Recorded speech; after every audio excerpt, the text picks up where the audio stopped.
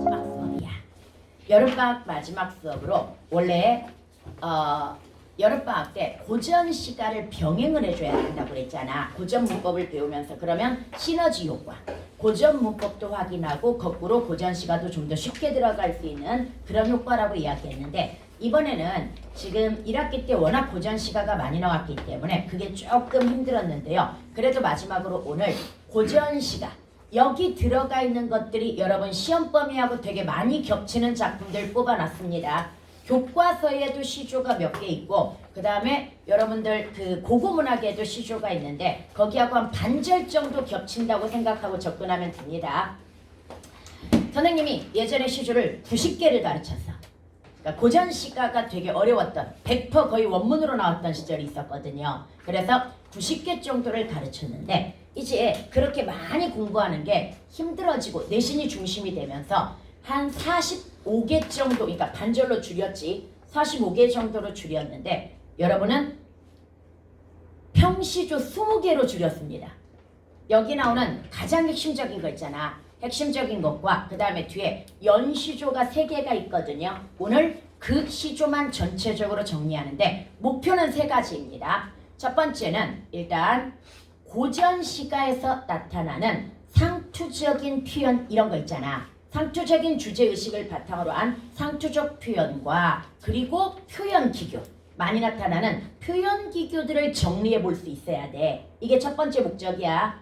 길지 않으니 이번에는 그런 데 초점을 맞출 수 있어. 긴 지문은 내용 이해에 초점을 맞추기 때문에 피지컬을 키우기는 쉽지 않거든요. 그 다음에 두 번째는 바로 이 시조들의 다양한 주제를 통해서 고전 시가의 다양한 주제를 접근할 수 있어야 돼. 그 다음에 세 번째 목적은 우리가 고전 문법을 배웠단 말이야. 얘를 여기에다가 살짝씩 눈에 보이는 것들 있죠. 이런 것들을 적용해가지고 고전 문법을 살짝 복습하는 그런 의미도 있어. 이 3가지의 목적을 가지고 들어가고요. 마지막으로 여기 들어가는 작품들의 반절 정도가 2학기 시험 범위와 겹쳐 있습니다. 국어 교과서에 두터비 파리를 물어라고 하든지 10년을 경영하여라고 하는 시조가 들어가 있고요. 그 다음에 고고 문학에 보게 되면은 여기 연시조는 다 고고 문학에서 뽑아온 거야. 오가라고 하는 작품이나 강호사 시가라고 하는 작품이나 뒤에 보면은 많은 이런 거 다 오가에서 뽑아왔고요. 그 다음에 평시조도 한 3분의 1 정도는 고고 문학에서 뽑아온 겁니다. 그런데 다 유명한 겁니다. 원래 고고 문학 책 자체가 뭐야? 되게 유명한 작품으로 이루어져 있잖아. 그래서 다 유명한 거고요. 민준아, 저 뒤에 에어컨 좀 켜자. 그래서 한 작품 한 작품. 그런데 이거 하나 기억하자. 내신이 아니야. 그러면 공부를 할 때 우리는 이걸 기억해야 돼. 아까 보기 보니까 뭐한 작품들 많이 나와? 낯선 작품들 되게 많이 나온단 말이야. 그러면 그 보기를 우리가 스스로 해석할 수 있어야 되고, 나아가 모의고사 봐봐. 모의고사는 아예 문학 전체가 배운 지문이 거의 없습니다. 다 낯선 지문이잖아. 현대시, 고전시가, 현대소설, 고전소설. 솔직히 1, 2학년 모의고사에 나오는 것들은요, 저도 거의 처음 봅니다. 3학년 건 그나마다 3학년 건 EBS를 기준으로 50% 이상을 반영합니다. 그래서 고전시가라든지 아니면 고전소설, 현대소설 이런 거 있죠. 얘네들은 EBS에서 거의 70% 이상 나와. EBS에서 출제 확률이 거의 7, 80% 이 정도 되고, 현대시만 좀 낮아. 현대시는 2지문 중에 한 지문은 반드시 낯선 지문, 한 지문은 EBS 지문. 그래도 그나마 뭐야? 본 적이 있는 지문들이야. 그런데 1, 2학년은 아예 본 적이 없는 엄청 낯선 작품들이 출제가 된단 말이야. 그러면 이번 기회에, 이건 피지컬 단계니까 이번 기회에 고전 시가를 어떻게 접근할 것인지를 생각하면서 접근을 해줘야 된다는 얘기야. 먼저 읽는 건 옛날부터 되게 많이 했습니다. 기억나죠? 읽는 건 아래 하는 첫째 음절은 뭐로 읽어라? 아. 둘째 음절 이하는 으. 그 다음에 디다저저 뒤에는 지자저저 주체. 티타터터 뒤에는 치차처처 주체. 그 다음에 니네야 네어네어 유네는 이야 여요 유예. 뭐 이런 식으로 해가지고 읽는 건 많이 했고, 이번 고전 시가를 고전 문법을 거쳐가지고 좀 더 익숙해졌을 거라고 추정이 됩니다. 그러면 이제 내용을 한번 접근을 해보도록 하자. 첫 번째 시조는 사실 배경 지식이 필요합니다. 그래서 이런 시조는 보기를 주고 들어가야 내용 분석이 더 정확해. 일단 작가가 성산문이라고 하는 점을 고려하고 접근을 해줘야 됩니다. 그리고 만약에 여러분이 미리 하나 이 시에서 알고 있어야 된다라고 하는 것이 있다면 키워드는 이제입니다. 그럼 왜 키워드가 이제냐? 이게 아주 상투적인 거야. 어떤 측면에서 상투적이냐? 여러분 고전 시가의 가장 중요한 주제 중에 하나가 지조, 절개, 영분지정, 우국충정이라고 하는 것이 있단 말이야. 바로 이 제는 원래 뭐냐면 백이숙제고사라고 하는 거야. 다시 얘가 백이숙제고사라고 하는 것으로서 얘는 충절고사의 대명사야. 우리는 지금까지 뭘 많이 봤어? 어떤 그 소부홀류라든지 이태백이라든지 소동파라든지 도연명이라든지 이런 사람을 통해서 뭘 많이 봤습니까? 자연친화의 대명사는 많이 봤잖아. 뭔 말인지 얘가? 그런데 오늘 나오는 몇 개의 고사들이 얘가 각각 주제의 대표적인 거라고 하는 걸 알고 있어야 되는데 그 중에 백이숙제고사가 뭐의 대명사다? 충절고사의 대명사입니다. 그러면 백이숙제는 사실은 조선시대 선비들에게는 뭐가 되어야 돼? 예찬의 대상이 되어야 된단 말이야. 그런데 화자는 이렇게 이야기합니다. 수양산 바라보며 이제를 이게 한탄한다는 이야기야. 다른 말로 비판한다는 이야기야. 그런데 아니 충절고사의 대명사인 백이숙제를 왜 한탄한다는 얘기인가? 그래서 다시 작가가 누구라고 하는 점? 성산문이라는 점을 이걸 고려해야 돼. 이 성산문은 계유정난, 그러니까 세조가 단종을 폐위시키고 왕위를 찬탈하는 그런 과정에서 죽음을 불사하고 의리를 지켰던 단종에 대한 의리를 지켰던 6명의 신하 성산문, 박백년, 하위지, 유성원, 유흥부, 이계 이 정도는 물론 뭐 달달달달 외우라고는 못하겠지만 눈에 익혀서 알아들을 수는 있어야 돼. 즉 유성원 나오면 사육신 뭐 이런 정도는 기억하고 있어야 돼. 용화여고에서 이 6명 쓰는 거 나왔었어. 한 5년 전쯤. 그것도 어디에서 나왔는 줄 알아? 이생주장전에서. 이생주장전이라고 하는 작품이 누가 썼어? 김시습이 썼단 말이야. 김시습하고 원호도 기억해야 된다고 그랬지. 얘네는 생육신. 김시습 그리고 원호는 원생몽유록 기억해야 됩니다. 원생몽유록이 계유정난 비판한 작품이거든. 그래서 걔도 3학년 때 꼭 나와. 원생몽유록, 그 다음에 달천몽유록, 강도몽유록 이렇게 3개가 있거든요. 3개 돌아가면서 한 번씩 나옵니다. 그러니까 3, 4년에 한 번씩 나오는 작품들이라고 생각하면 돼. EBS에. 여하튼 봐봐. 생육신이 김시습 원호였단 말이야. 이때 금방 우리가 사육신인 성산문은 뭐한 사람이라고 그랬어? 단종과의 절의를 지키면서 죽음을 불사했던. 그래서 얘는 고문받으면서도 세조를 절대 왕이라고 하지 않았어. 임금이라고 하지 않고 나으리라고 불렀어. 뭔 말인지 제가 나으리라고 불렀던 그런 인물인데 바로 그 성산문이 충절고사의 대명사인 저 뒤에 문 좀 닫아라. 이지혜를 뭐 한다고 그랬어? 한탄한다고 이야기했어. 왜 한탄하느냐? 이유를 알아야 될 거 아니야. 줄여 죽을 찐들, 굶어 죽을 찐들, 채미가 나무를 캐어 먹다야. 그럼 이게 무슨 말이냐? 사실 백이숙제는 자기들의 왕조가 망하고 새 왕조가 들어오니까 새 왕조의 녹을 먹고 살 수 없다고 해가지고 수양산에 들어가가지고 고사리를 캐어 먹다가 굶어 죽은 그런 사람들이야. 바로 그 고사리 캐먹은 걸 비꼬는 거야. 차라리 굶어 죽어버리지. 즉 목숨을 바쳐 충성할 일이지 부차하게 고사리 캐먹고 목숨을 연명했느냐 이 말이야. 이해갑니까? 비록의 푸세의 것인들, 그 푸세가 지금 나무를 이야기해. 그 비록의 나물이라고 한들, 즉 우리는 그냥 고사대로 가자. 고사리로 가자. 고사리라고 한들 그네 따히 났다니. 그 누구의 땅에 났더냐 이거야. 오히려 다시 한번 새로운 왕조 땅에 난 고사리를 캐먹고 산 목숨을 부차하게 연명한 것이 뭐하다? 부차하다. 나는 그냥 목숨을 바쳐 뭐하겠다? 충성하겠다. 죽음을 통해 충성하겠다. 이런 정도의 의미일 거란 말이야. 문제는 그렇다고 해도 좀 말이 안 돼. 왜? 아무리 우리나라가 그 철학할 때 배웠잖아. 성리학의 나라야. 예의 나라야. 그래서 이런 충신을 함부로 그렇게 비판하면 안 되는 나라야. 알잖아. 성리학에서 벗어나면 다 이단인 거. 그래서 안 되는 거야. 그 다음에 고문을 본받아야지. 역시 거기에서도 벗어나서도 안 되는 거야. 이때 고문을 본받는다라고 하는 건 옛것을 그대로 본받는다는 얘기야. 그럼 옛날에 이죄를 뭐 했으니까? 예찬했으니까 당연히 우리나라 사람들도 이죄를 뭐 해야 돼? 예찬해야 된단 말이야. 그런데 이렇게 비판했다? 뭔가 이상하지. 목적은 다른 데 있었습니다.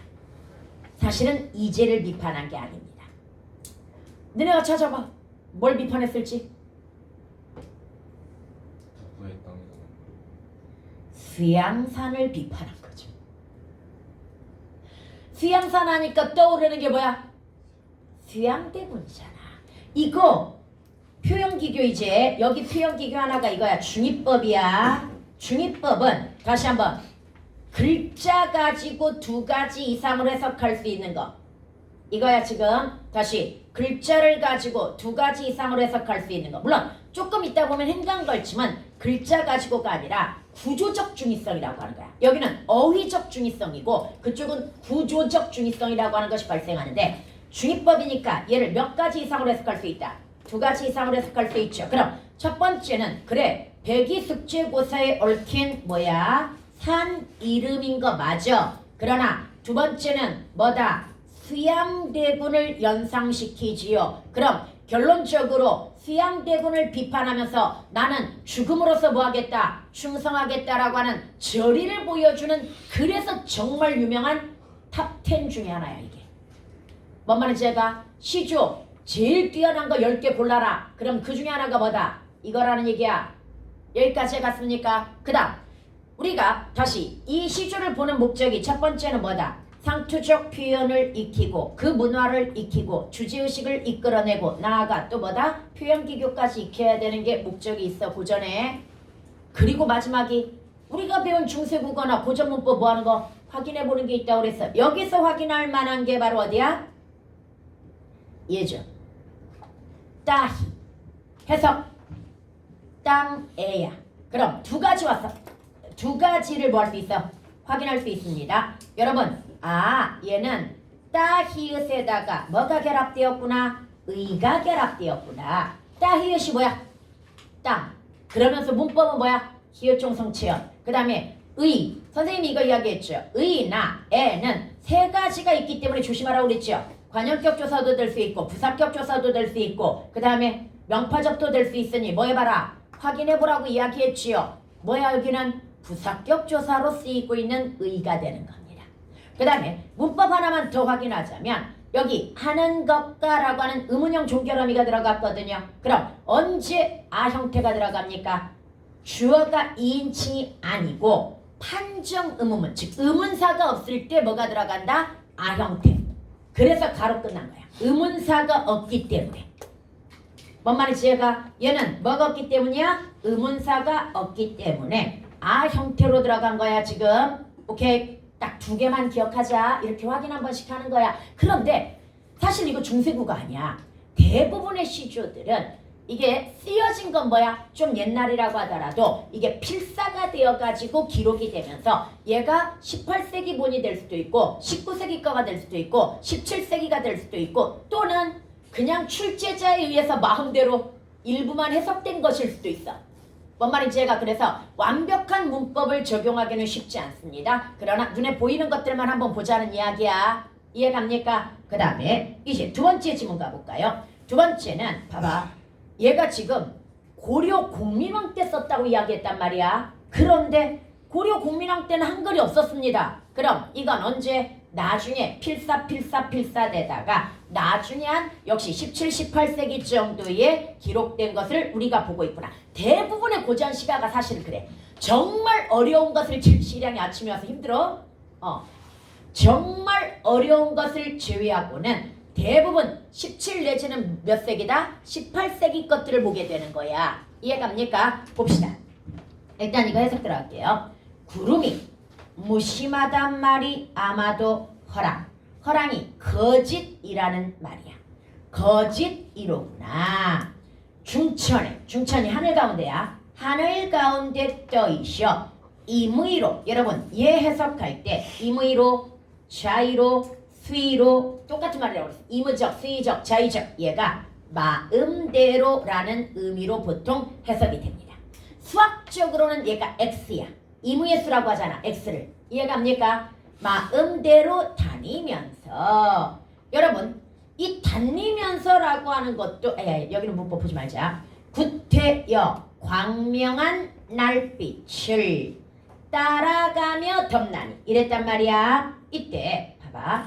여기에 나타나는 자연물이 지금 구름이라고 하는 것과 날빛이라고 하는 것이 있습니다. 날빛이 뭐야?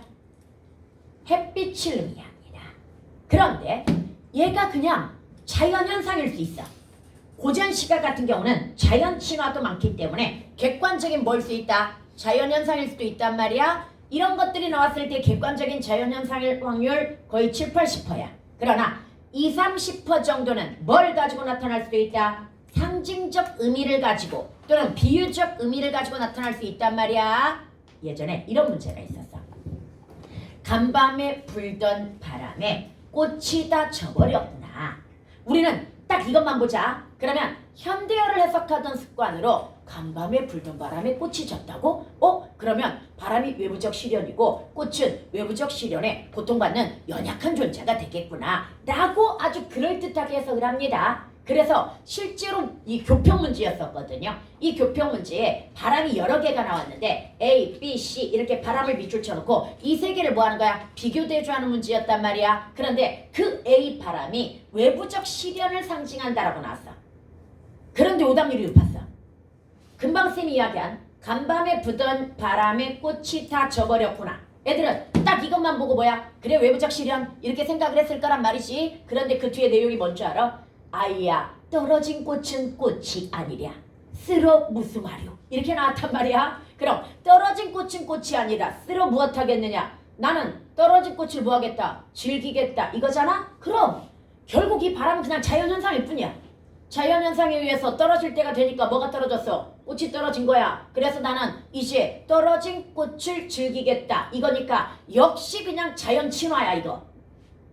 뭔 말인지 제가? 그럼 바람은 뭐에 해당이 됐던 거야? 그냥 자연현상에 해당됐던 거야. 다시 고전시가에서 어떤 자연현상이 나왔을 때 현대시는 솔직히 상징적 의미를 띌 확률이 더 높아. 뭔 말인지 제가? 그러나 고전시가는 오히려 그냥 객관적인 자연현상일 가능성이 몇 퍼? 한 7, 80% 된다는 이야기야. 그리고 2, 30% 정도가 뭐에 해당이 된다? 의미를 띠고 나타난단 말이야. 그런데 주제에 따라서 이 작품이 만약에 영군 지정이나 우국 충정 계열이라고 한다면 뭐가 포인트 시어가 돼? 날빛. 날빛이 금방 뭐라고 그랬어? 햇빛이라고 이야기했잖아. 여러분 해, 달, 별. 이 별은 가끔 북극으로도 나옵니다. 북극성 해가지고 얘네들이 뭘 상징한다? 영군 지정에서는 임금을 상징합니다. 이해갑니까? 그런데 여기에다가 빛, 햇빛, 달빛, 그 다음에 뭐 광명한 달빛 막 이런 거 나오잖아. 별빛 이런 게 붙게 되면 얘는 뭘 상징하게 된다? 임금의 성충. 성충이 은혜라는 얘기야. 은혜 아니면 또는 뭡니까? 총명 이런 걸 상징할 수도 있게 되는 겁니다.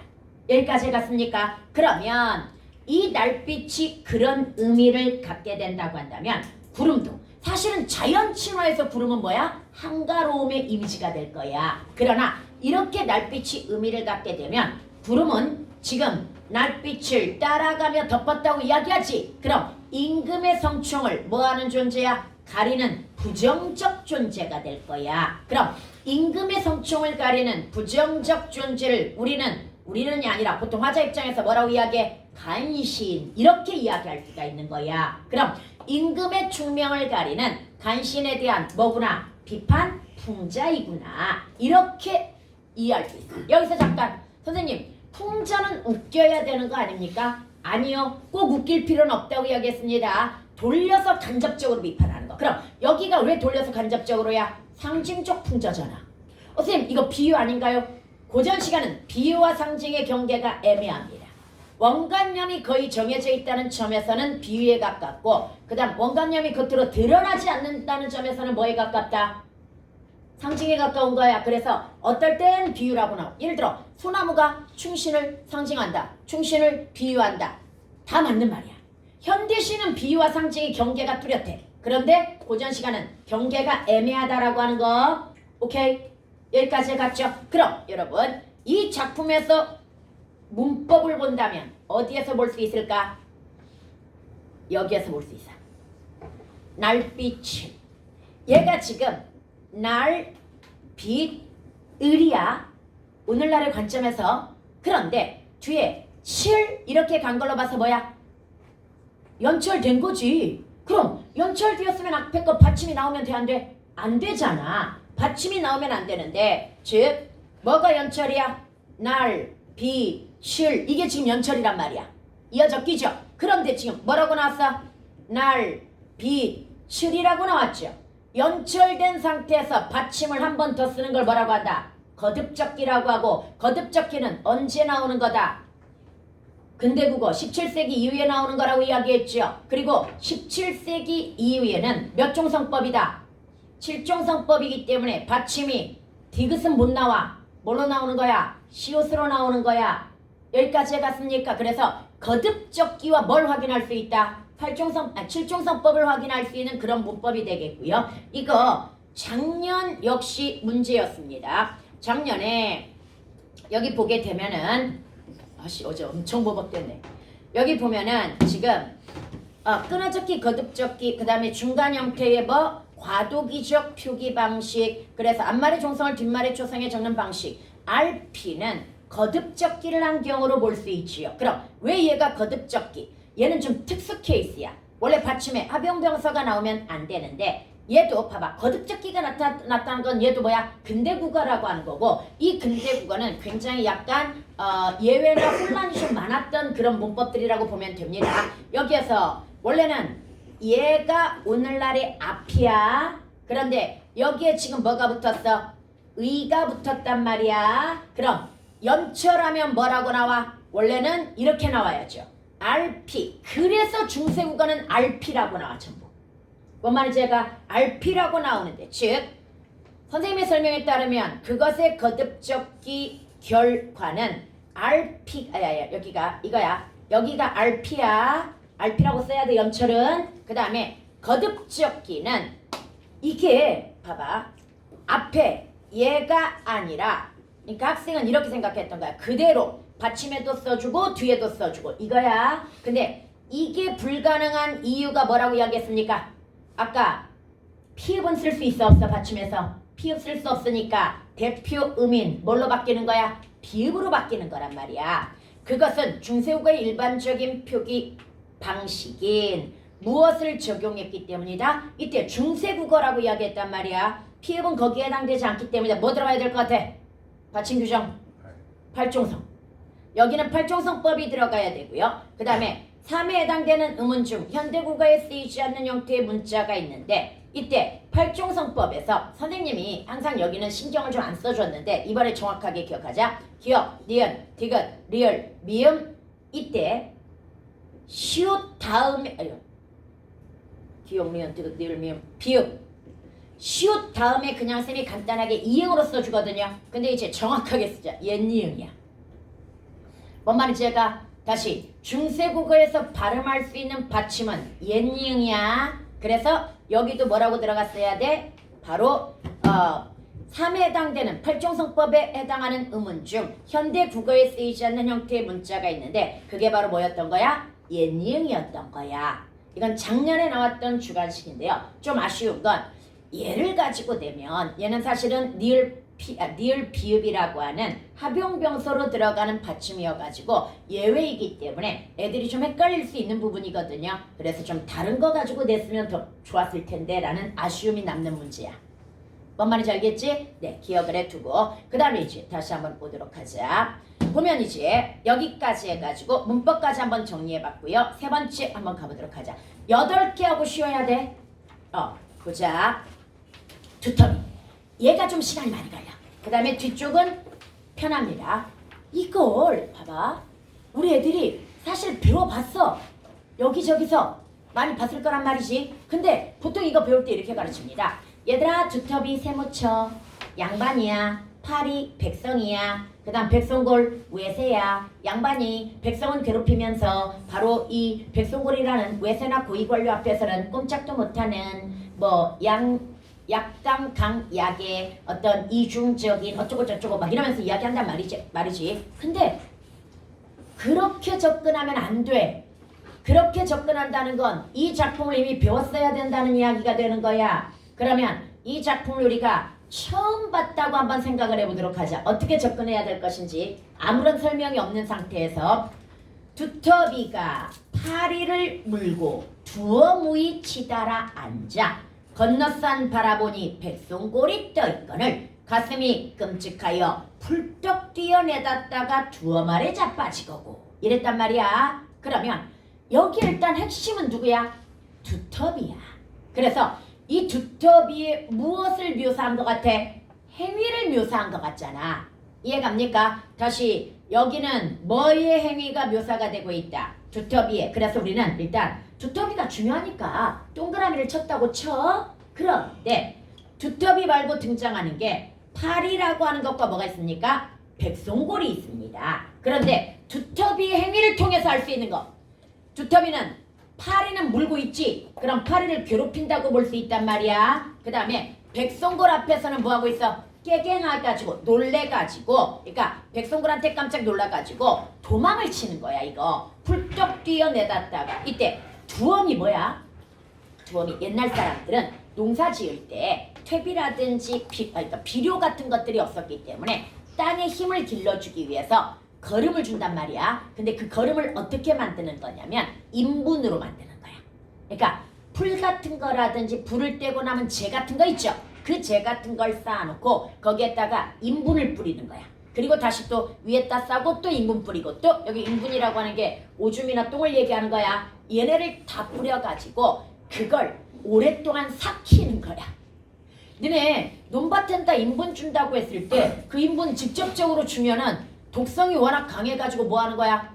그냥 그 식량이 될 벼한테도 주나 인분을 하여간 이거 그냥 다 죽어. 직접 주면 안 됩니다. 이걸 거름으로 뭐 해야 되는 거야? 삭혀야 되는 거야.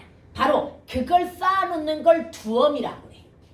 뭔 말인지 제가 다시 거름을 만들어가지고 쌓아놓는 걸 뭐라고 한다? 오랫동안 삭히면서 이걸 두엄이라고 이야기해. 그럼 두터비가 그 두엄 위에서 거들먹거렸던 거야. 이 파리 이놈의 자식 내가 잡아먹어버릴 거야 이러면서 거들먹거리고 있었는데 건너편에서 뭐가 보였던 거야? 백송골이 보이니까 오고 하면서 도망을 쳤던 거야. 그런데 그렇게 도망을 치다가 급하게 도망치는 바람에 두엄 아래에서 자빠져가지고 우리 깨구락지 위에 큰 대자 그리듯이 쫙 이렇게 퍼졌다는 이야기야. 여기까지 해갔습니까? 그러면 여러분 여기에서 잠깐 두터비에 관한 이야기인가? 그럴 리가 없습니다. 두터비와 파리와 백송골의 관계는 먹이사슬 관계인 건 알고 있지요. 그런데 두터비의 먹이사슬에 관한 이야기일 리가 없단 말이야. 그러면 문학에서 이렇게 동물이라든지 사물이 의인화되어 가지고 나타났다는 거. 일단 우리는 여기에서 의인화를 발견할 수 있는데요. 이 의인화라고 하는 것이 이 시 전체에 걸쳐서 이루어졌다고 한다면 얘는 뭐일 가능성이 높아? 우의적 기법일 가능성이 높습니다. 우의적이다라고 하는 것은 기억해보자. 뭐가 있어? 비유가 있고 상징이 있고 우의라고 하는 것이 있다고 그랬지요. 여기에서 비유를 메타포라고 이야기하고 상징을 심볼이라고 하고 우의를 알레고리라고 합니다. 의외로 문학에서 알레고리라고 하는 게 굉장히 중요합니다. 표현 기교 중에 바로 비유는 1대1이라고 생각하면 돼. 그 다음에 상징 같은 경우에는 1대 원관용과 의미가 1대 다라고 생각하면 돼. 그런데 여기는 상황 전체가 밑대어지는 거야. 다시 우의적 기법은 뭐가 밑대어지는 거다? 상황 전체가 밑대어지는 거란 말이야. 1대1로만 빗대어지는 게 아니라 하나가 빗대어져 있으면 나머지도 다 뭐야? 뭔가를 빗대고 있는 거야. 즉 두터비가 뭔가를 빗대고 있다면 파리도 그 다음에 뭐도 빗대고 있는 거야? 바로 백송골도 다 빗대고 있는 거야. 뭔가를. 이걸 뭐라고 한다? 위적이라고 하고요. 사람이 아닌 것에 빗대는 걸 뭐라고 한다? 우화적이라고 이야기합니다. 그러면 여기는 봐봐. 이 말이 다 맞는다는 결론이야. 의인화되어 있다도 맞고 위적 기법을 쓰고 있다도 맞고 그 다음에 사람이 아닌 동물이나 사물에 빗대었으니까 뭐라고 해도 맞다. 우화적이라고 해도 맞다는 이야기야. 이해갑니까? 그런데 바로 여기에서 두터비가 파리 앞에서는 뭐 했어? 강했단 말이지. 그런데 백성골 앞에서는 뭐 했어? 깨갱했단 말이지. 그러면 우리가 여기에서 읽어낼 수 있는 거, 사실 처음에 얘가 주인공이니까 동그라미를 쳤지만 얘는 긍정적 인물이 아니라는 사실을 발견할 수가 있는 거야. 어떤 측면에서 약자 앞에서는 강하고 강자 앞에서는 뭐한 거야? 약한 모습을 보여주는 이런 걸 일단은 이렇게 이야기해. 이중적. 그런데 이런 이중적을 다른 말로 하면 뭐가 되냐면요. 겉과 속이 다른 거거든요. 그래서 이런 걸 또 위선적이라고 이야기합니다. 다시 뭐라고 한다? 위선적. 그럼 두터비의 위선을 고발풍자하는 거야? 아니요. 아까 얘기했잖아. 이런 위적인 것은 결국은 인간 세태를 빗대고 있는 거나 마찬가지야. 그러면 두터비는 이중적이고 위선적인 인간 부류를 뭐하고 있구나? 빗대고 있구나. 이렇게 생각을 해줘야 되는 거지. 이해갑니까? 그러면 여기에서 이걸 찾아냈어 지금. 그런데 이 이중적이고 위선적인 모습을 어떤 방법으로 드러내었느냐. 일단 무엇은 찾았어? 의인화, 위적, 우화적은 찾았어. 여기까지 갔습니까? 그리고 여기가 바로 무슨 묘사라고 그랬어? 행위묘사라고 이야기했어. 다시 파리를 물고부터 두어 마리 자빠졌다까지 누구의 행위묘사야? 두터비의 행위묘사란 말이야. 그런데 두터비의 행위가 어떻게 묘사가 되었어? 우스꽝스럽게 묘사가 되었단 말이야. 이때 우스꽝스럽다. 행위, 어떤 인물의 행위라든지 말이라든지 외양이 우스꽝스러운 걸 본범에서 배웠잖아. 뭐라고 그래? 희화적이라고 이야기하잖아. 그럼 두터비가 뭐 되어 있다? 희화화되어 있다. 희화적으로 묘사되었다. 이렇게 이야기할 수 있단 말이야. 그러면 얘는 또 어디에 포함돼? 해학적에 포함이 되잖아. 다시 얘는 어디에 포함된다? 해학적에 포함이 되고요. 주제나 그러니까 봐봐. 주제 전체가 우스꽝스러우면서 비판을 담고 있다고 한다면 얘는 뭐에도 포함돼? 골계적이라는 말에도 포함이 돼. 뭔 말인지 다시 주제 자체가 우스꽝스러우면서 비판을 담고 있다면 어디에 포함된다?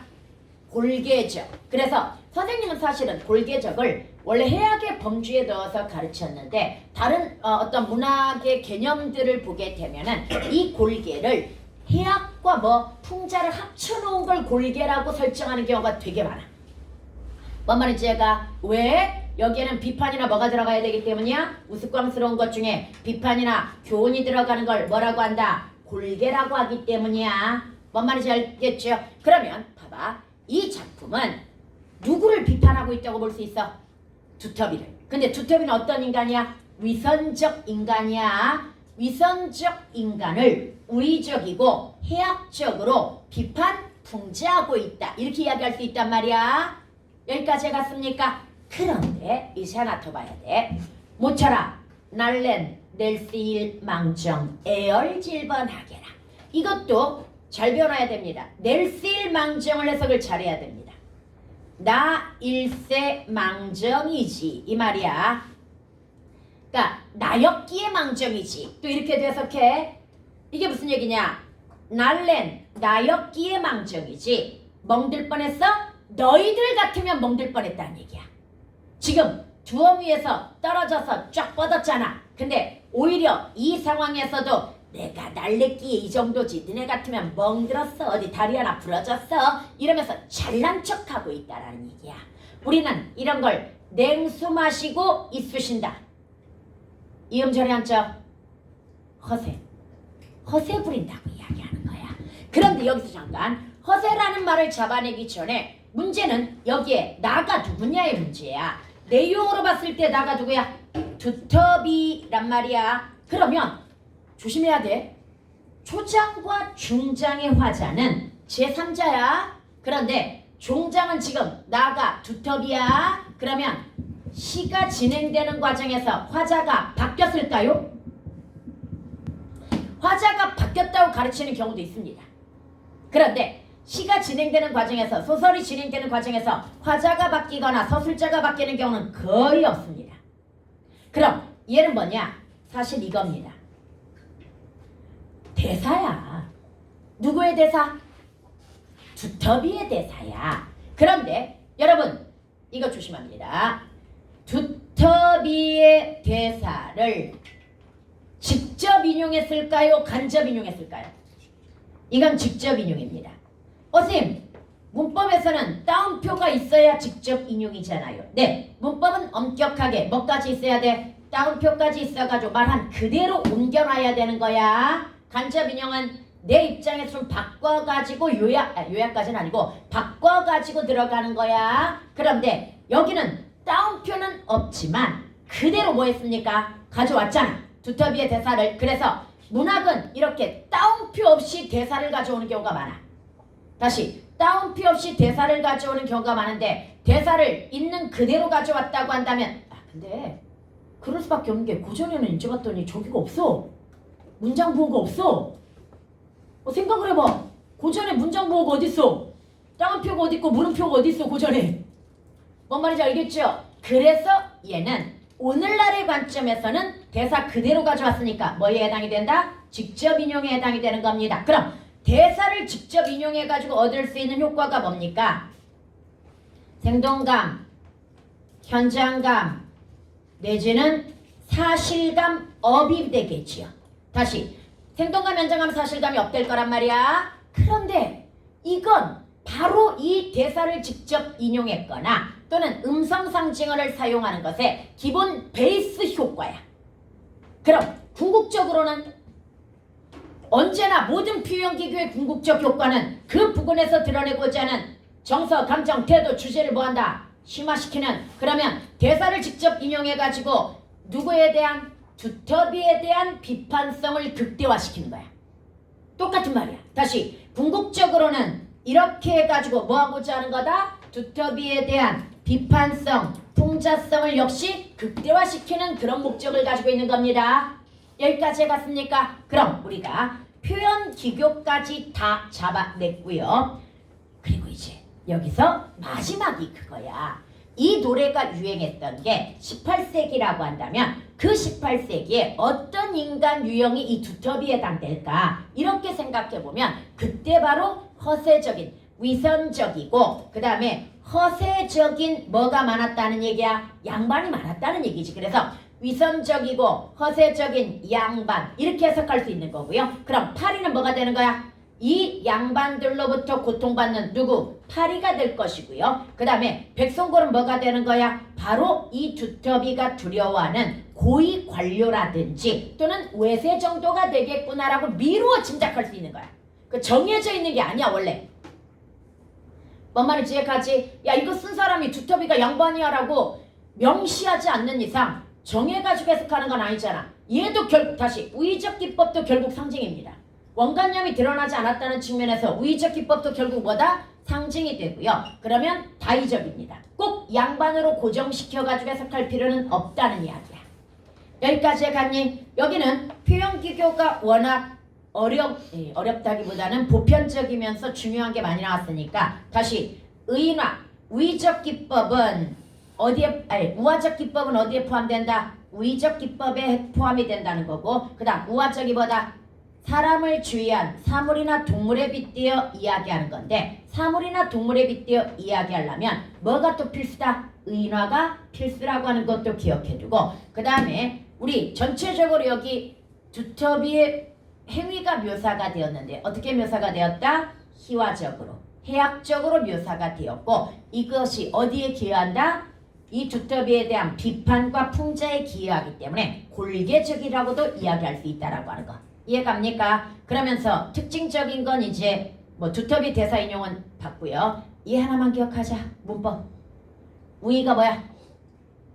예석이 위에야. 그러면 어떻게 분리할 수 있어? 우, 히읗 플러스 역시 의가 되고요. 용비어창가 125장 이거 나옵니다. 천세우의.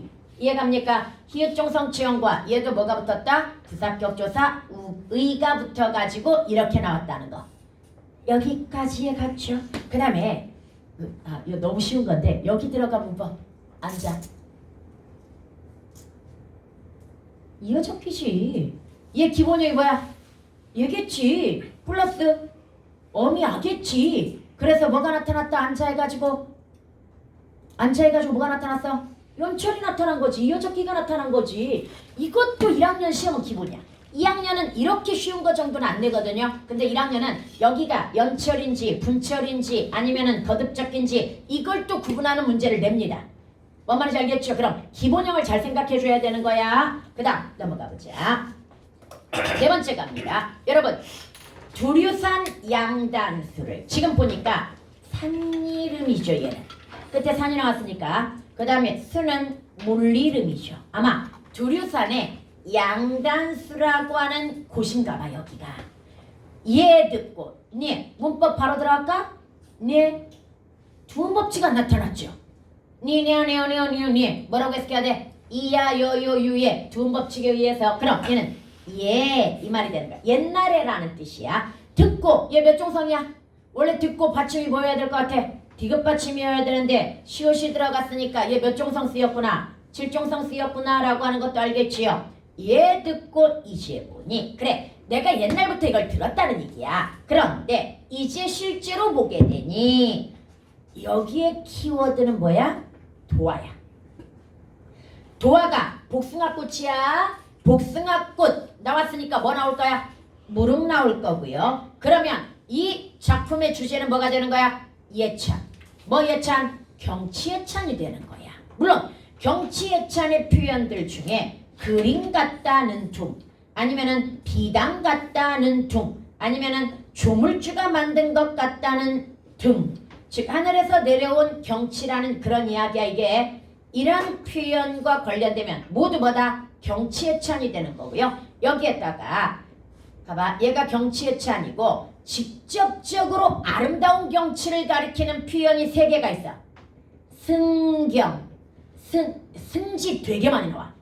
다시 승경 승지 아니면 성경 이건 직접적으로 아름다운 경치라는 한자어야. 뭔 말인지 얘가 이 앞에 건 비유야. 그림 같다, 비단 같다, 조물주가 만든 것 같다, 뭐 배곡루 같다 이런 건 뭐야? 경치가 아름답다는 비유에 해당이 되는데 비해서 승경, 승지, 성경 이 말은 전부 뭐다? 그냥 아름다운 경치라는 얘기야. 물론 성경이 신선의 경치라는 뜻으로 약간 비유가 가미되어 있긴 하지만 그냥 아름다운 경치를 드러내는 표현인 거야. 거기에 무릉도 역시 뭐야? 자연적 이상향을 드러내는 거야. 그래서 무릉이 나와도 무조건 뭐인 거야? 경치예찬인 거야. 이해갑니까? 그럼 이 작품의 주제는 간단해. 두류산 양단수의 승경을 예찬하고 있다. 이거야. 뭔 말인지 얘가 진짜 주제가 그래.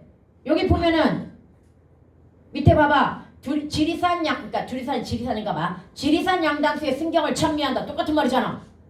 뭔 말인지 알겠죠? 승경, 승지가 뭐다? 아름다운 경치라는 뜻이야. 오케이? 그 다음에 여기서 이제 포인트 하나만 더 잡고 들어가자. 지금 두류산 양단수를 이에 듣고 이제 보니 도왔던 맑은 물에 산 그림자조차 잠겼구나. 아이야 무릉이 어디오 나는 옌가 하노라. 마지막 종장의 표현 비교. 얘도 모의고사에 나왔었는데 애들이 못 찾았어. 못 찾더라 이걸. 그렇지 자문자다. 무릉이 어디냐? 나는 여기인 것 같다라고 이야기했잖아. 그래서 여기에 자문자답이 들어가 있는데 이게 모의고사에 자문자답으로 한번 나온 적이 있거든요. 못 찾아서 오답률이 되게 높았던 적이 있습니다. 자문자답은 스스로 묻고 스스로 뭐 한다는 얘기야? 대답한다는 얘기야? 그러면 얘는 또 어디에 포함되냐면 문답법이라는 거에 포함이 됩니다. 그런데 문답법이라고 하는 것은 꼭 화자가 나일 필요는 없습니다. 그러니까 내가 묻고 내가 대답한다. 그래서 문답법도 가능하지만 묻고 대답하는 건 제3자하고도 가능해. 화자가 2명 이상이 가능하다는 이야기야. 뭔 말인지 알겠죠? 그래서 다시 한번 자문자답하고 문답법하고 일치하는 개념은 아니야. 그런데 자문자답이 어디에 포함되는 거야? 문답법에는 포함이 되는 거야. 묻고 대답한 거니까. 오케이? 이런 관계들 잘 알아야 돼. 그 다음에 여러분 넘어가가지고 5번째 봅니다. 얘가 여러분 교과서에 들어가 있는 겁니다. 그런데 봐봐. 이거부터 기억하자. 선생님이 상투적 표현 중에 소박한 상. 왜 이걸 기억해야 되냐면 워낙 우리 고전 시가에 뭐가 많기 때문이야. 안빈낙도, 안본지족, 단사표음, 단표누안 같은 소박한 삶의 태도를 드러내는 시들이 많기 때문에 기억해놔야 되는 것이 있는데 소박한 삶을 드러내는 소재 중에 주거 형태가 있고요. 그 다음에 뭐 형태가 있어? 의가 뭐야? 옷이야. 그 다음에 뭐가 있어? 식, 먹는 게 있단 말이야. 이때 주거는 보통 초가집이 가장 일반적이고요. 띠집도 초가집하고 똑같은 말이야. 풀, 그러니까 띠가 풀이거든. 원래 초도 뭐야? 풀초자야. 지붕을 뭘로 이었다는 얘기야? 풀. 사실은 볏짚 같은 풀로 있는 거야. 그래서 띠집도 역시 뭡니까? 풀로 엮은 지붕을 가진 초라한 집이라는 얘기야. 그 다음에 띠집이 있고요. 그 다음에 역시 모옥. 하나 추가해 줄까? 이건 많이 나오는 건 아닌데 혹시 와실이라는 말이 들어가도 같습니다. 와가 달팽이 와자야. 상식적으로 생각해봐. 달팽이가 들어가면 딱 맞는 집이잖아. 되게 조그만 집인 거야. 그래서 이해갑니까? 그래서 되게 조그맣고 초라한 집을 뭐라고 한다? 와실이라고 이야기하는데 이건 많이는 안 나오는데 선생님이 고전시가 가르치면서 한 2번 정도는 본 것 같아. 그 다음에 여러분 입는 것 중에 물론 입는 것이 반드시 옷만 얘기하는 건 아니야. 너네 가장 많이 나오는 말 죽장망해. 죽장이 뭐야? 대나무 지팡이에 망해가 집신일 것이고요. 그 다음에 삿갓과 도롱이. 그 다음에 갈건, 마의. 갈건이 칙두건, 마의가 삼배옷. 이해갑니까? 사실 이거 양반들하고 어울려 안 어울려? 안 어울리는 것들이야. 시는 주로 양반 남자가 쓴다고 그랬잖아. 그런데 양반 남자가 이런 차림을 하고 있다고 한다면 안 어울리는 차림이야 사실은. 이해갑니까? 그래서 소박한 삶인 거야. 오케이. 우리 처음에 그 정약전의 다산어보라고 하는 영화가 있었는데 처음에 얘가 유배 갔을 때는 도포에다가 갓 쓰고 이렇게 앉아 있었는데 나중에 그 섬사람들의 삶에 융화되면서 진짜 나중에 갈건마이 그러니까 칙두건 같은 걸로 그러니까 양반들 원래 망건을 둘러야 되잖아. 근데 그 수건 우리가 보기에는 수건 같은 거야. 수건 같은 걸로 머리 이렇게 묶고 그 다음에 옷도 뭡니까? 막 투박한 거친 삼배옷 같은 거 있잖아. 이런 거 입는 모습이 나타나거든요. 소박한 삶으로 변한 거지. 양반의 어떤 있어 보이는 그런 삶에서. 그 다음에 식 가장 많이 나오는 거 일단 박주라는 말이 가장 많이 나와. 박주가 맛없는 술, 막걸리 뭐 이런 정도가 되겠고요. 그 다음에 보리밥. 그 다음에 산채. 산채가 뭐야? 산나물 뭐 이런 정도. 여기는 이런 정도만 기억해 놓도록 하자. 오케이? 물론 여기에서 이 말을 이렇게도 나와. 단사표음. 단사표음이 뭡니까? 한소풀이의 밥과 한 표주박의 물. 그래서 오랜만에 이거 한번 다시 점검한 거야. 얘네 나오면 그 부분은 다 뭐가 되겠구나? 소박한 삶의 태도가 되겠구나. 이해갑니까? 그래서 10년을 경영. 얘들아 이 경영이라는 말은 봐봐. 국가를 경영하다. 그 다음에 기업을 경영하다. 그 다음에 가기. 어이 개가 아니라 이어이 개를 이야기한 거야. 가기회가 어디야? 우리 집. 그러니까 집안 살림을 얘기하는 거야. 경영이 원래 살림이라는 말이야. 그럼 국가를 경영하는 건 국가의 살림을 한다는 이야기이고 기업을 경영한다는 건 기업의 살림을 한다는 이야기이고 가기회를 경영한다는 건 우리 집안 살림한다는 얘기야. 그럼 10년 동안 살림해가지고 겨우 초가삼간을 지어냈다고 그랬어. 그런데 이 초가삼간이 등장하는 순간 얘는 어떤 삶의 태도를 가지고 있구나. 안빈낙도의 삶의 태도를 가지고 있구나 라고 하는 걸 일단 바로 잡아내야 된단 말이야. 가난하네? 불쌍하네? 이거 안 돼. 고전 시간은 청빈 검소가 미덕인 시대이기 때문에 뭔 말인지 야야야 조는 사람 좀만 깨보자. 네, 그 다음에 그 밑에 봐봐. 나한간, 달한간, 청풍한간 맡겨두고. 여러분, 우리가 자연 친화에서 나타날 수 있는 여러 가지 태도가 있거든요. 안빈낙도 안본지족이 있고 유유자적 강화한정이 있고 자연동화 물활체가 있고 그 다음에 천석구와 면화고질이 있고 뭐 이런 여러 가지가 있단 말이야. 풍류적 태도, 탈속적 경지 이런 거 있죠. 얘는 그 중에 무슨 태도일 것 같습니까? 나 한간, 달 한간에 청풍 한간 맡겨두고 무슨 태도일 것 같아? 이게 자연동화야. 그럼 자연동화의 판단 기준 선생님이 그래 이런 거 나오면 뭐다? 소박한 삶의 태도니까 안빈낙도 안본지족이겠구나 이랬단 말이야. 그 다음에 술, 음악, 시 같은 거 나오면 뭡니까? 풍류적 태도 뭐 이렇게 가르쳐 준단 말이야. 그럼 자연동화의 판단 기준은 뭘까? 자연동화는 자연과 하나가 되는 경지라고 일단 해석은 해. 근데 우리가 판단할 때는 뭐가 하나가 되는 경지인지 모르겠잖아. 이럴 때 판단하는 방법. 자연물을 의인화시켜. 그 다음에 그 자연물과 내가 마치 친구가 되거나 대화를 나누거나 대등한 느낌으로 들어갈 때 자연동화야. 여기는 딱 봐도 뭐야? 의인화 대등이야. 나 한 간, 달 한 간, 청풍 한 간 맡겨뒀다는 건 세 칸짜리 집 중에 내가 한 칸, 그러니까 방 하나 내가 차지하고 다리 하나 차지하고 나머지 하나는 청풍이 차지했다 이런 말이 되잖아. 그럼 나와 대등하게 심지어 이거 의인화도 가능해지는 표현이야. 이해갑니까? 방을 하나씩 차지하고 들어갔으니까 뭔 말인지 알겠죠? 그래서 얘는 자연동화가 돼. 다시 자연과 대등하게 친구가 되거나 대화를 나누거나 의인화된 경지 이런 것들이 바로 뭐가 되는 거다? 자연동화 물활치의 경지가 되는 겁니다. 이해갑니까? 그 다음 강산은 들일 데 없으니 둘러두고 보리라. 강산 이 강산이 이제 자연을 대유하고 있을 텐데 얘를 둘러두고 보겠다는 건 나 자연에 묻혀 살아가겠다 이런 정도의 의미가 되는 거라고 하는 거 이해갑니까? 그래서 아주 대표적인 강호가도계요. 강호가도가 뭐다? 자연친화야. 만약에 자연친화적 태도의 가사 하면은 상춘곡 면왕정가가 되는 거고요. 그 다음에 자연친화 태도의 시조를 본다고 한다면 일단 만흥이라고 하는 연시조가 대표적이고 얘도 진짜 많이 나와. 얘도 베스트 10에 들어가. 다시 평시조 중에 얘도 뭐에 들어간다? 베스트 10에 들어가는 작품입니다. 여러분 교과서에 있는 작품이기도 하고요. 뭔 말인지 알겠지? 그 다음 넘어가서 6번째 볼게요. 여러분 홍진 다 알고 있을 거야.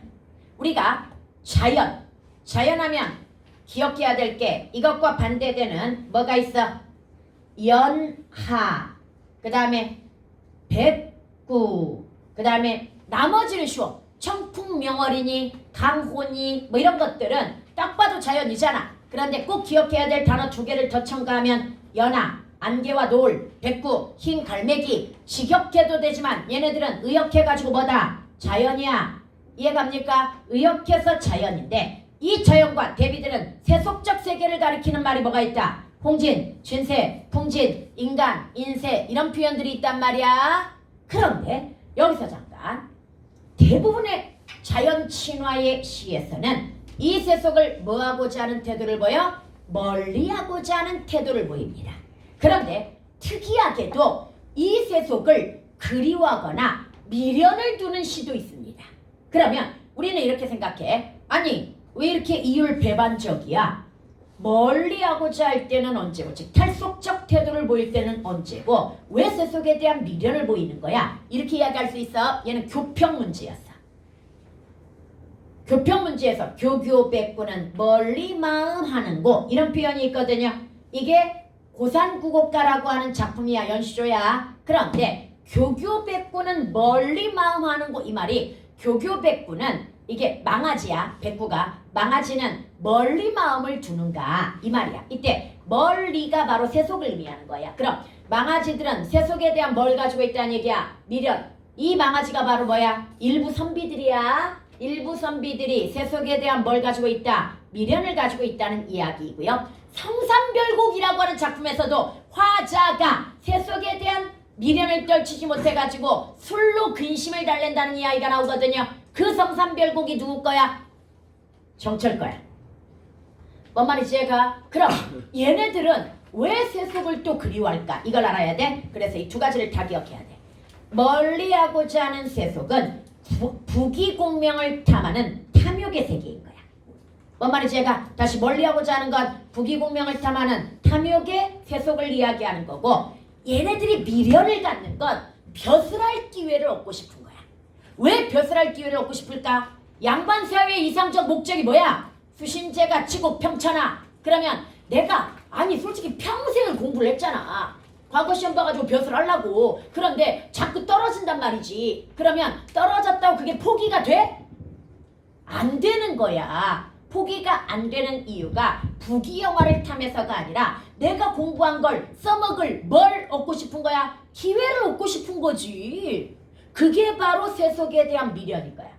다시 내가 평생 공부한 걸 써먹을 수 있는 뭘 얻고자 하는 거야? 기회를 얻고자 하는 거고, 나아가 흉효를 할 수 있는 기회이기도 해. 효의 마지막이 원래 입신양명이거든. 다시 효의 마지막이 뭐다? 입신양명이야. 흉효 사상이 중요한 조선시대에서 결국은 효의 마침도 벼슬하는 거고, 임금에게 충성할 기회를 얻어 세상을 편하게 만드는 것도 벼슬이었던 거야. 그래서 여기에 대한 미련 못 떨칩니다. 그러니까 자연친화 마지막에 맨날 이 몸이 이런 금도 역군은 이시었다. 이게 소극적 영분지정으로 세속에 대한 미련이야. 소극적 세속에 대한 미련이라고 하는 건 말은 임금님의 은혜를 이야기하고 있지만 실제로는 세속에 대한 미련을 못 버렸다는 이야기이고, 그래서 이 임금님의 은혜에다가 발 담궈가지고 언제든 임금이 부르면 와 나에게 은혜를 베푸시네? 그러면서 뭐 하는 거야? 가야 되는 거야. 자연이 아무리 좋아도 이 사람들은 벼슬길에서 부르면 뭐 할 사람들? 갈 사람들인 거야.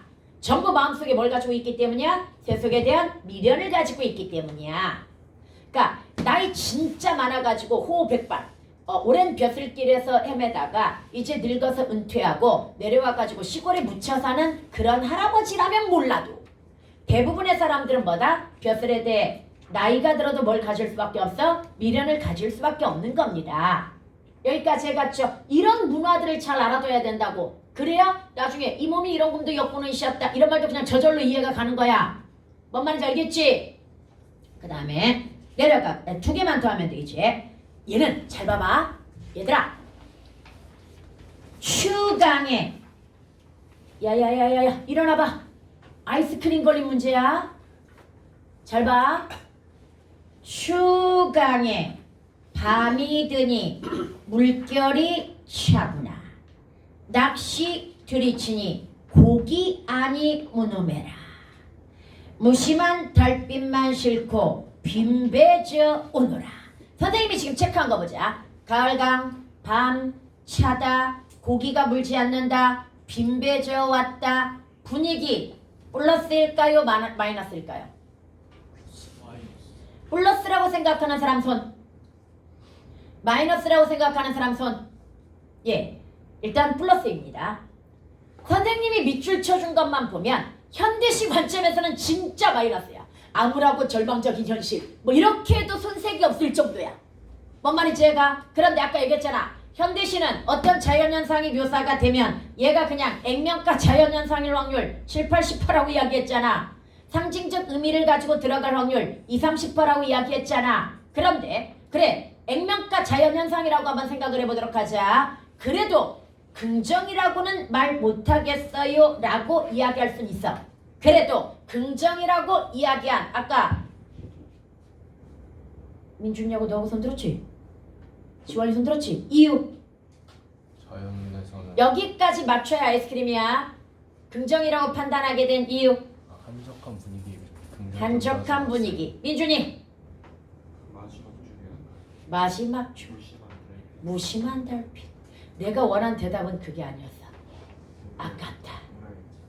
달빛이 아니라 낚시가 키워드야. 풍류. 고전 시가에서는 낚시가 부정으로 나올 수가 없어.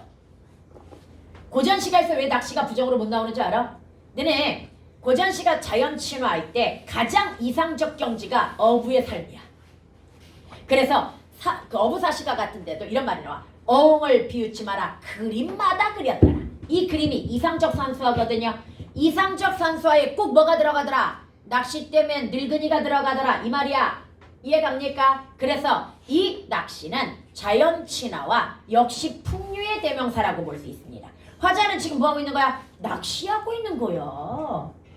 그런데 문제는 고기가 안 물어? 이게 생계 차원이면 문제가 되지만 얘는 그냥 자연을 즐기는 뭘 뿐이야? 수단일 뿐이야. 고기가 물건 안 물건 상관이 있다 없다? 없는 거야. 그러면 물결이 찬 건 가을이니까 어쩔 수 없는 거야.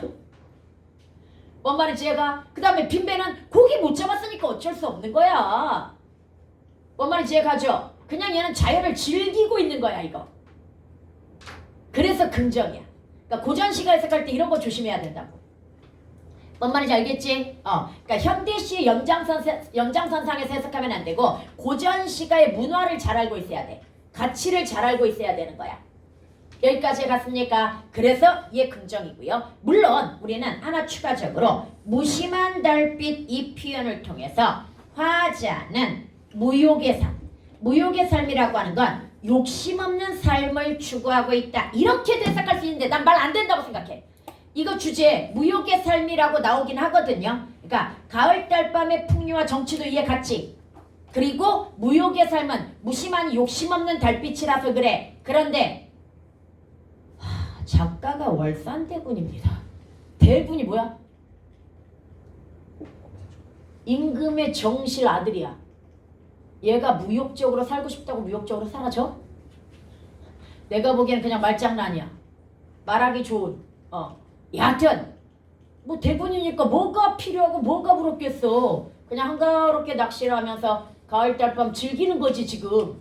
이해 갑니까? 그래서 가을 달밤에 풍류. 풍류는 다시 한번 낚시도 뭘 수 있다라고 하는 거야? 풍류일 수 있다라는 이야기야. 여기까지 갔습니까? 그리고 기억하자. 낚시하면 기억해야 될 사람이 있어. 낚시하면 떠올라야 될 사람이 있어. 엄자릉이 떠올라야 돼. 진짜 많이 나와. 엄자릉.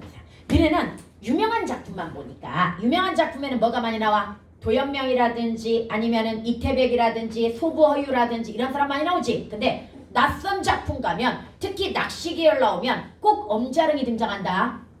기억해라. 엄자릉도 역시 자연친화의 대명사로서 낚시와 관련된 사람이야. 강태공 안 나온다고 내가 얘기했지. 강태공은 자연친화와 관련 있다 없다? 없습니다.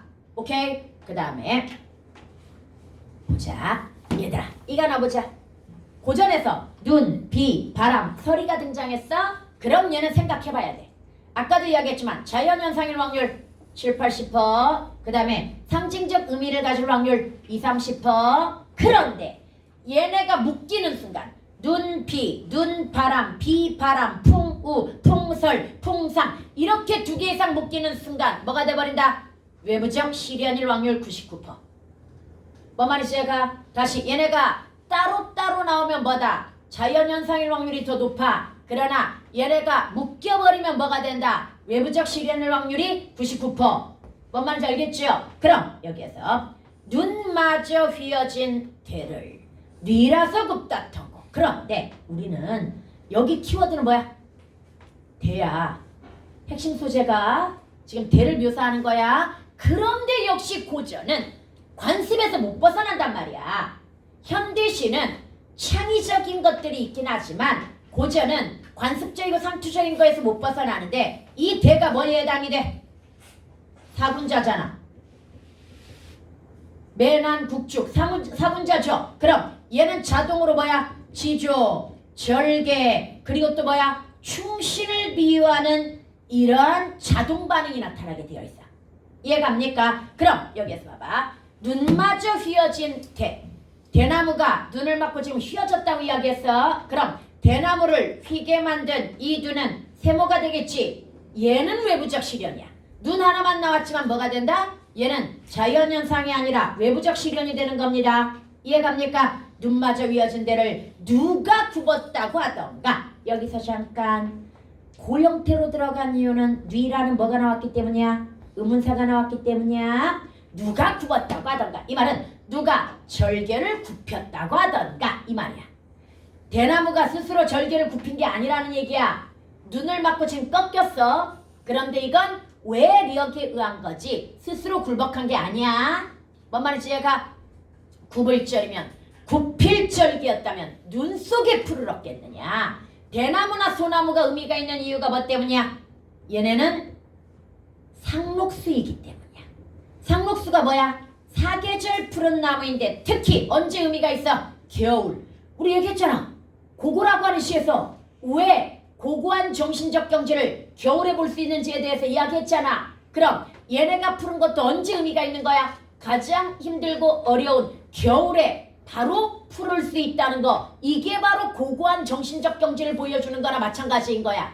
이해갑니까? 그래서 상록수라는 얘기고요. 아마도 세안고절. 이때 세안고절이라고 하는 것이 추위 속에서의 고고한 절개라는 이야기야. 일단 세안고절은 너뿐인가 하노라. 여러분 여기에서 자동으로 들어가는 표현기교. 사람이 아닌 걸 너라고 하는 순간 자동으로 의인화 대화체가 되는데요. 내가 이걸 왜 강조하냐면 고전시가 의인화는 너라는 말을 쓰는 경우가 90%야.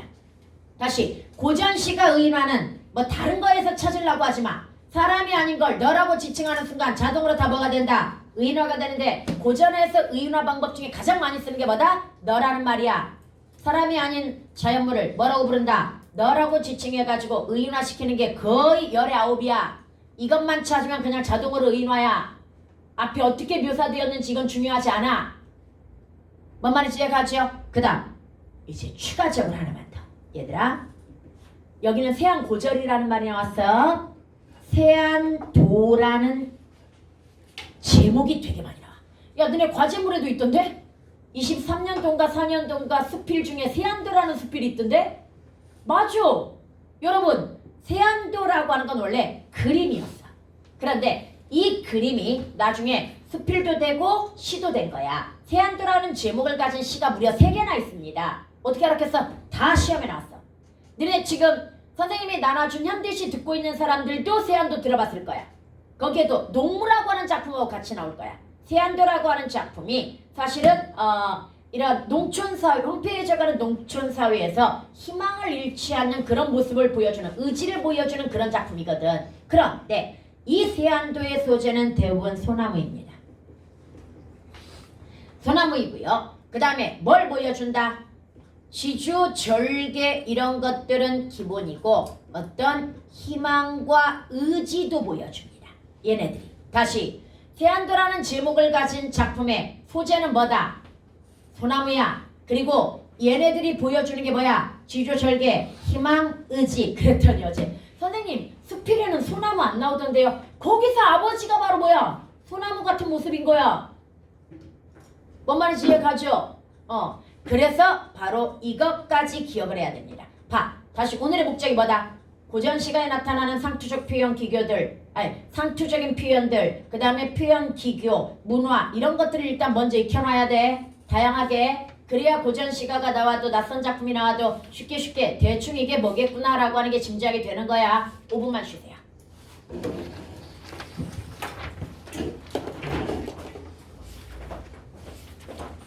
야, 이거 진짜 유용하지 않아?